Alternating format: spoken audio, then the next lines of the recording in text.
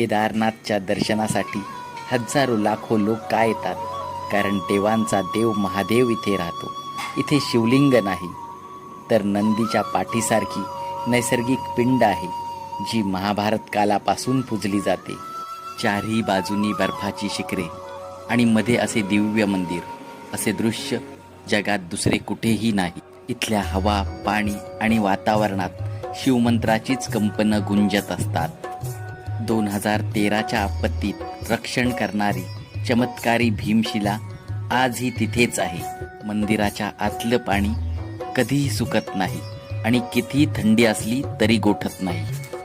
वर्षातील 6 महिने मंदिर बंद असते, तरीही मंदिरातील दिवा सतत जळत राहतो. आणि सगळ्यात महत्त्वाचं, केदारनाथला तोच जाऊ शकतो ज्याला बाबा स्वतः बोलवतात.